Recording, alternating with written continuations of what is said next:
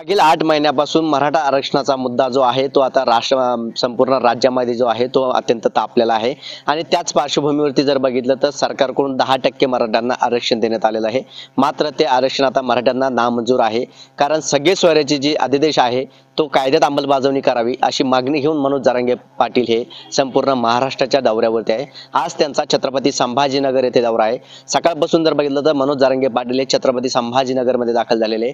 आज जर बघितलं तर वेरुळ या ठिकाणी आहे, त्यानंतर पाटोदा आणि त्यानंतर सायंकाळची सभा जी आहे ती आता मनोज जरांगे पाटील यांची कडेठाण येथे आहे। त्यासाठी जर बघितलं तर मी कडेठाण मध्ये उभा आहे। या ठिकाणी जर बघितलं जरांगे पाटील यांच्या जी संवाद बैठक पार पडणार आहे त्या बैठकीची या ठिकाणी जोरदार अशी तयारी करण्यात आलेली आहे। मराठा स्वयंसेवकांकडून जवळपास 20 एकरपेक्षा अधिक क्षेत्र जे आहे ते या ठिकाणी केलेलं आहे। त्याच पद्धतीने जर बघितलं त्या ठिकाणची पार्किंगची सुविधा करण्यात आलेली, येणारा जो मराठा समाज आहे त्यांची बसण्याची व्यवस्था देखील अत्यंत सुशिक्षितपणे करण्यात आलेली आहे। त्याच पद्धतीने जर बघितलं तर या ठिकाणी माझ्या सोबत बोलण्यासाठी काही मराठा स्वयंसेवक देखील आहे। काय सांगाल, कशी तयारी करण्यात आलेली?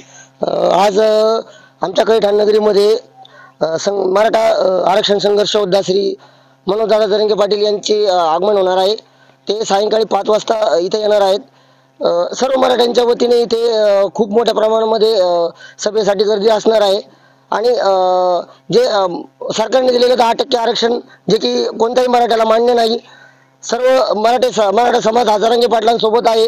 त्या अनुषंगाने जे सगळे सोयऱ्यांची अंमलबजावणी आहे, जी मराठ्यांची मागणी आहे ती मान्य होईपर्यंत मराठा समाज मागे हटणार नाही आणि कुठल्याही राजकीय पुढाऱ्यांना इथे प्रवेश राहणार नाही आणि मतदानावर सगळ्यांनी बहिष्कार टाकलेला आहे।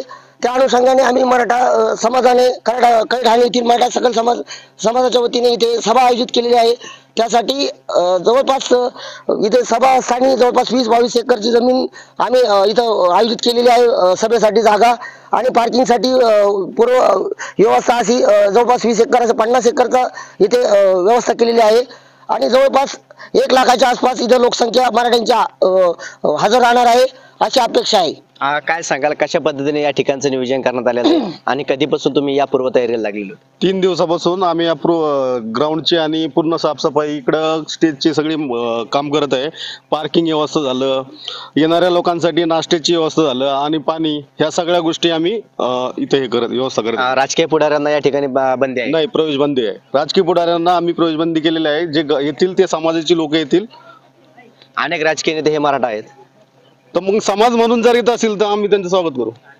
नक्कीच जर बघितलं तर सध्या संपूर्ण राज्य जो आहे तो मराठा जो आहे तो तापलेला आहे आणि त्यामुळे आता कडेठाण या ठिकाणी सायंकाळची वेळ जी आहे ते मनोज जरांगे पाटील यांची संवाद बैठक संपन्न होणार आहे। आणि त्या ठिकाणी जर बघितलं तर राजकीय पुढाऱ्यांना जे आहे ते बंदी करण्यात आलेली आहे आणि यायचं असेल तर मराठा म्हणून तुम्ही येऊ शकता असं देखील मराठा समाजाच्या वतीने सांगण्यात आलेलं आहे। छत्रपती संभाजीनगरहून विजय चिडे, जय महाराष्ट्र।